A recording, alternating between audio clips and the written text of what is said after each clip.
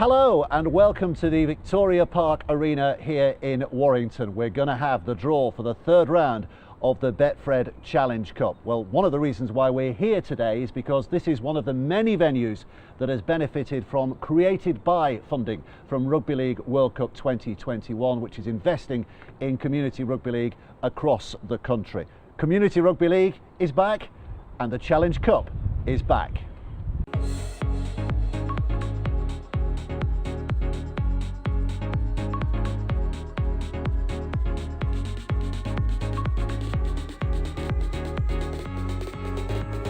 So here we go, Challenge Cup Rugby League is back like you've never seen it before. Now it's with Drinkwater, a kick again, it's a gimme for Fuhad Yaha. Back it goes to Hampshire, Hampshire with a kick to the in-goal area. It's a risk worth taking, it is a risk worth taking, and the referee's given the try.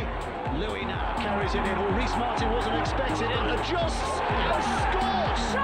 Lollahair kicks in behind. Oh, it's pitched up awkwardly there. Ashton's missed it! And Salford might just have struck Callum Watkins. Leaning quickly out there, they've got numbers around, gets it away, and it's going to be another cup final try for Tom Briscoe. Rhys Williams, and Williams is away. He's going to take some stopping, and Rhys Williams with a try from nothing. Gale now, Gale punts the ball away, Williams tries to come in and stop it, but he can't stop it. Now it comes, Gale, look, Gale with a drop goal, and he peels away in celebration. This has been an unforgettable year, and here is an unforgettable moment for this group of Leeds players.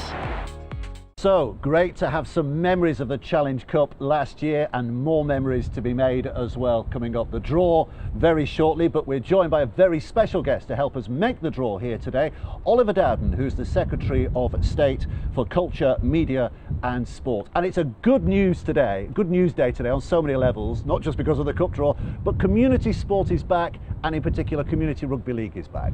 Yeah, it's fantastic. The sun is coming out, spring is here, and finally we're easing these COVID restrictions after the long winter. And the first that we're easing after schools is grassroots sports, and it's been fantastic to see local girls from a local school participating in rugby league, doing what they love, and I hope up and down the country we can get back to doing what we love now grassroots sports are back again. And how important is that grassroots sport in terms of the nation's health, the nation's mental health, etc.? It's absolutely essential. It's essential for our physical well-being, but also for our mental health, and you can see it on the kids outside. They're loving doing it, and now I think we've kind of got out of the habit of sport. Now you can do it again. It's essential that everyone starts up the habit of sport, and this is another important stage in our journey, really, I suppose, to the Rugby League World Cup later this year that we're looking forward to immensely. I'm not going to ask you who your favourite team might be, because that obviously I've got to be neutral with this in front of me. But we've got, going into the draw in just a second, we've got the 4 survivors from the early rounds of the Championship clubs and all the 12 Super League clubs as well, including, of course, last year's winners Leeds. Looking at the Betfred Challenge Cup there behind you, what do you remember of that famous day at Wembley last year? Look, fantastic memories, and memories that'll last a lifetime. I've been looking at the trophy since being a kid. I've got pictures of it being a kid in my amateur rugby league club, Middleton Marauders. So I've just checked, my name's actually on it now, which is quite surreal, really. But great day, and a real proud day. Yeah. It was a great day, despite there not being a crowd at Wembley. It certainly won't diminish the fact of what we achieved, the accomplishment of winning the Challenge Cup, and some great moments that we had around that.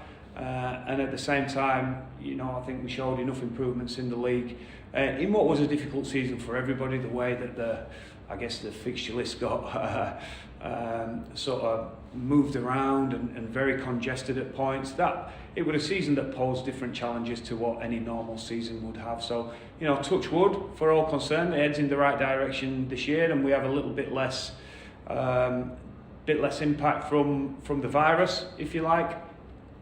And then we can get a full compelling season out, and it's one that we're looking forward to. We understand that we took some steps in the right direction last year, but we're very much about being a consistent team, and improving on what we did in 2020. It's got to go in, one towards the sticks, one towards the sticks. Now it comes, Gale, look, Gale with a drop goal, and he peels away in celebration of the moment, because he knew the moment it left the boot, it was going over. Thumbs up for Gale. What did it mean to you to kick that winning drop goal?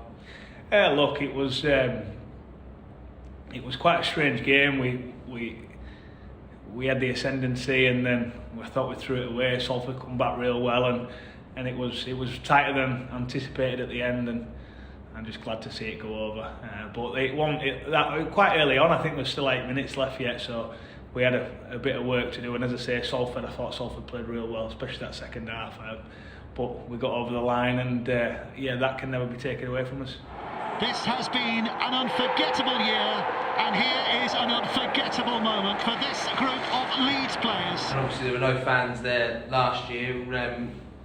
With the chance to defend the trophy, they get back to Wembley and do it in front of fans. Is that something that drives the squad on this year? Yeah, 100%. We actually had a conversation with a few boys and just saying, look, we'll have to kind of do it again, but this time with fans and with families there. So yeah, look, I'm sure the boys will go extra hard this year. I know there's a round coming up, and everyone's massively excited. The season's just about to start, so it looks even better with the blue and amber on the side. So hopefully we can keep that another year. Oh, for sure, we'd love to back it up. You know, as I say, we thoroughly enjoyed the whole journey and experience, albeit it was slightly different to what it normally is. If there's one thing that I could change, it would be for the players to sort of enjoy that lap of honour and walking out to the roar of the crowd and the bus journey home, where it gives our fans chance to celebrate the team's achievements. But hopefully we'll get to that at some point fairly early in the season, and we'd love to be able to back that up. But at the same time, we want to go a little bit further than we did in the Super League competition as well. And finally, what can fans expect from your new side? 3 new recruits for this club this year? Yeah, well, we feel that the DNA of our club demands that we play a good brand of football, so that's what we're aiming to do.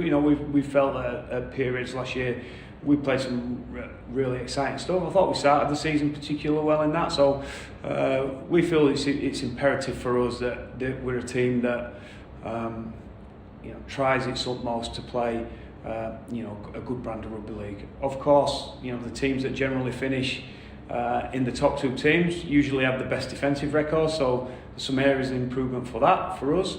But again, we'd love to sort of carry on the traditions of the successful teams that's been at the Rhinos in the past, and be a team that really enjoys playing rugby.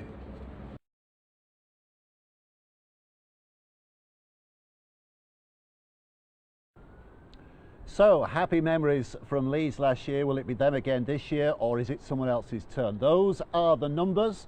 To remind you, as we said before, 12 Super League teams, and then 13, 14, 15 and 16 all belong to the teams that have won through from the early rounds of this year's Challenge Cup, the championship teams that remain. So, Oliver Dowden, if you wouldn't mind putting the balls in the barrel, one by one, to make sure that all 16 right, one by one, here we go. This is always the tricky job, to make sure they're all in there. To remind you, as we do this, of course, that the final itself is on July the 17th at Wembley Stadium. We're so looking forward to that day, and keeping our fingers crossed, of course, that we will have fans in their number in the stadium on that afternoon.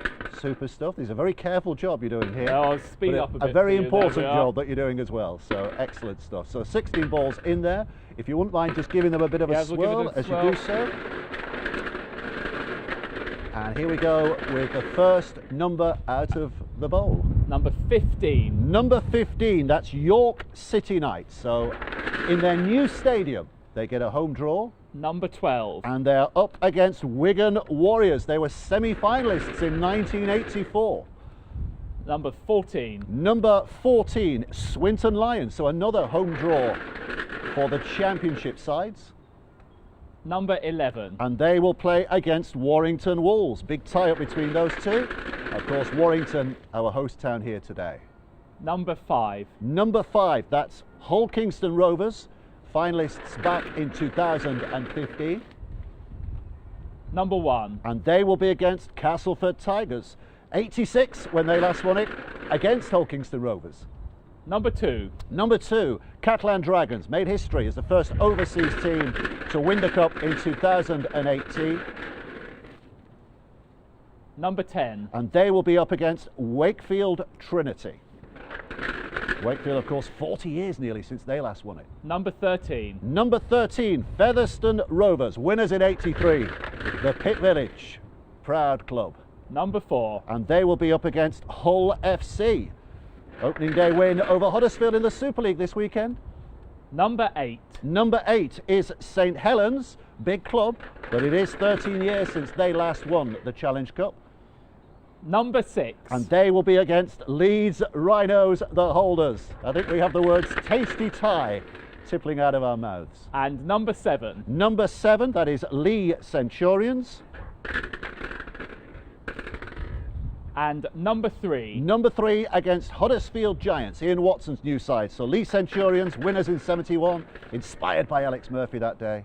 And number 9. Number 9 is the Salford Red Devils, who of course were last year's finalists, and we've one left in there. And finally number 16. And it is reassuringly number 16, Widnes Vikings, the Cup Kings of the 70s and 80s. So fabulous job done. There will be 1 or 2 clubs who might not be as happy with the role you've played today as others, but some will be very happy. So let's remind ourselves of the way they've come out. York City Knights, who 90 years since they were last in the final, up against the perennial winners, it seems, Wigan Warriors. Swinton against Warrington, Hull Kingston Rovers against Castleford, Catalan against Wakefield, Featherstone Rovers against Hull FC, St Helens against Leeds Rhinos, Lee Centurions against Huddersfield Giants, and Salford Red Devils against Widnes Vikings.